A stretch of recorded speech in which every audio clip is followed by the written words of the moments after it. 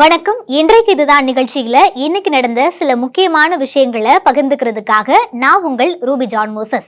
செய்திக்குள்ள போயிடலாம்.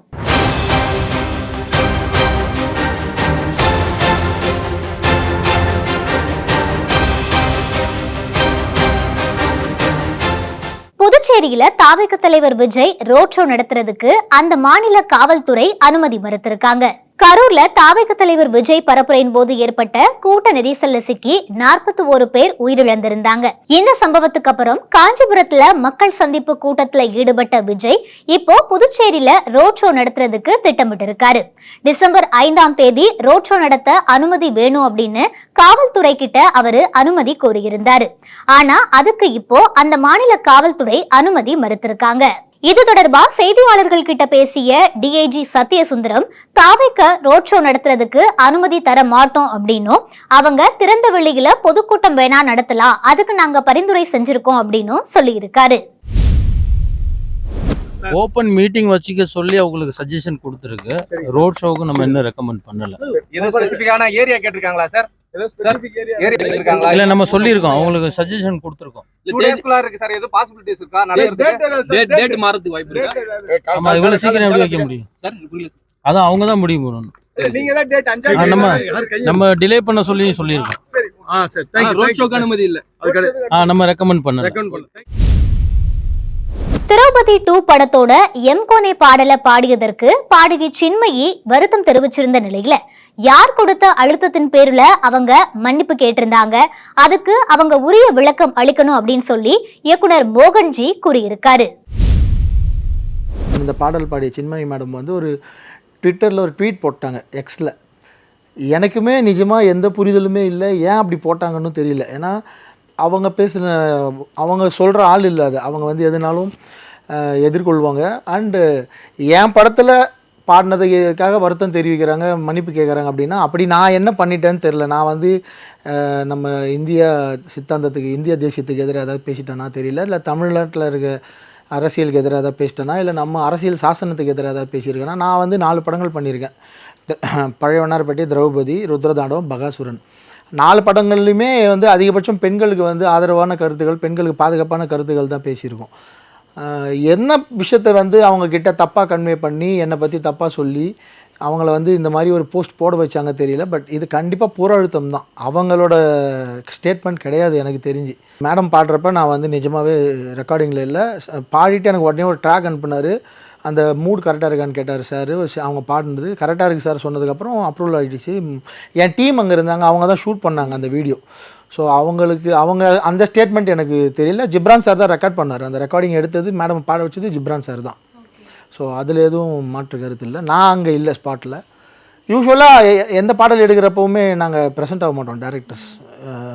ஸோ பாடினதுக்கப்புறம் அந்த பாடல் வந்ததுக்கப்புறம் தான் அவங்களுக்கும் தெரியும், அதெல்லாம் உண்மை தான். ஆனால் இந்த பாடலில் எதுவும் விரசமான விஷயமோ தப்பான விஷயமோ எதுவும் சித்தாந்தத்தை பேசுகிற விஷயமோ அப்படிலாம் இல்லை. இது ஒரு அழகான காதல் பாடல். ஒரு அந்த காலத்தில் 14th centuryயில் ஒரு அரசருக்கும் அரசிக்கும் திருமணமாகிற ஒரு பாடல். இதில் என்ன குற்றம் இருக்குதுன்னு தெரியல. ஆனால் அதுக்கப்புறம் நடந்தது நிறைய இருக்குது. ஸோ மேடம் வந்து எனக்கு ஒரு கிளாரிட்டி கொடுக்கணும். என்ன வந்து சித்தாந்தத்தை வந்து என்கிட்ட எதிராக பார்த்தாங்க. இப்போ அவங்க மேடமோட பேர் ட்விட்டரில் இருக்கிறது சின்மயி ஸ்ரீபாதா தான் இருக்குது, சின்மயி. ஸோ ஸ்ரீபாதம்னா அது வந்து ஆன்மீகத்தை சம்மந்தப்பட்டது தான். ஸோ நான் வந்து ஆன்மீகத்தை நம்புகிறவன். தமிழ்நாட்டில் இதுதான் அரசியல், தெய்வம் இருக்குது தெய்வம் இல்லை. ஸோ நான் தெய்வம் இருக்குதுன்னு பக்கம் நிற்கிறவன். ஒருவேளை மேடம் வந்து தெய்வம் இல்லை அப்படின்ற பக்கம் நின்று நான் இந்த அரசியல் இந்த சித்தாந்தம் பேசுகிறேன்னு வேணான்னு சொன்னாங்கன்னா இது ஆக்சுவலாக அவங்க பிரகடனப்படுத்திடலாம். ஸோ என்ன மாதிரி வேறு எந்த டேரக்டரும் இனிமேல் பாட கூப்பிட மாட்டாங்க, இல்லை அவங்களுக்கு பிடிச்ச சித்தாந்தத்தில் இருக்கிறவங்க மட்டும் பாட கூப்பிடுவாங்க. ஸோ ஒரு கிளாரிட்டியாவது கொடுக்கணும், இதுக்கு முன்னாடி கொடுக்கல. ஸோ இப்போது அவங்க எனக்கு ஒரு தெளிவான விளக்கம் கொடுத்துட்டாங்கன்னா எனக்குமே பெட்டர். நான் அடுத்து ஏன்னா மக்கள்கிட்டேருந்து நிறைய கோரிக்கைகள் வருது. நான் வந்து மக்களுக்காக படம் எடுக்கிறேன், நான் வந்து சின்மயி மேடம்காக படம் எடுக்கலை. ஸோ நான் மக்கள் சொல்கிறத தான் கேட்டாகணும். ஸோ மேடம் வந்து எனக்கு ஒரு கிளாரிட்டி கொடுக்கணும். அப்படி இல்லை இந்த பிரச்சனையை பெருசாக கொண்டு போய் வேண்டாம்னா அந்த ட்வீட்டை டெலீட் பண்ணிடலாம்.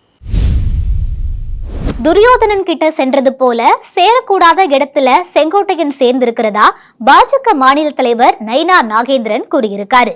மதுரையில செய்தியாளர்களை சந்திச்சு பேசின அவரு, என்ன பிரச்சனை வந்தாலும் எடப்பாடி பழனிசாமி தலைமையில தான் தேர்தலை சந்திப்போம் அப்படின்னும் அதுல உறுதியா இருக்கிறதாகவும் சொல்லியிருக்காரு.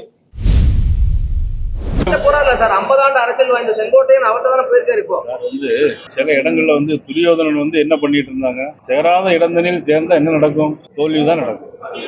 அதனால நீங்க இன்னைக்கு எழுதி வச்சுக்கிடுங்க, உறுதியா தேசிய ஜனநாயக கூட்டணி ஆட்சி. இன்னும் தேர்தலுக்கு பல வருஷம் ஒன்றும் இல்லை, கொஞ்ச நாள் தான்.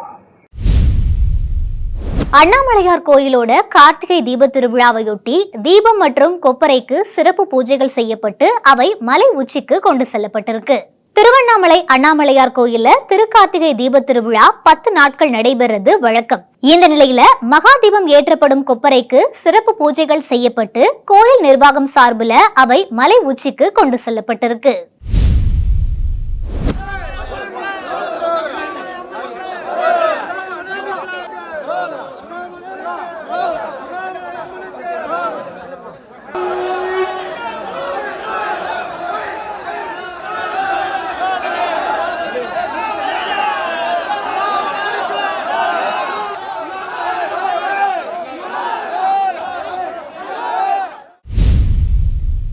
சென்னையில கடந்த 2 நாட்களா பரவலா மழை பெஞ்சிட்டு வருது.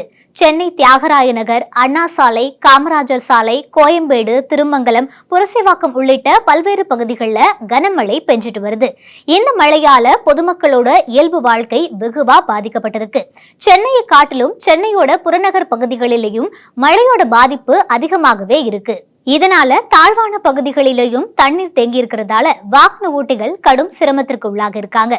இதே போல கடலூர் மாவட்டத்துல பெய்த கனமழையால 5000 ஏக்கர் நெற்பயிர்கள் நீரில் மூழ்கி சேதமடைஞ்சிருக்கு. அதே போல தஞ்சை மாவட்டத்துல பெஞ்ச கனமழையால 400 ஏக்கர் சம்பா தாளடி பயிர்கள் நீரில் மூழ்கி சேதமடைஞ்சிருக்கிறதா விவசாயிகள் வேதனை தெரிவிச்சிருக்காங்க. இன்றைக்கு இதுதான் நிகழ்ச்சியில இன்னைக்கு நடந்த சில முக்கியமான விஷயங்களை பார்த்தோம். இதே போல மற்றொரு நிகழ்ச்சிகளை உங்களை சந்திக்கிற வரை உங்களிடமிருந்து விடைபெறுவது நான் உங்கள் ரூபி ஜான் மோசஸ்.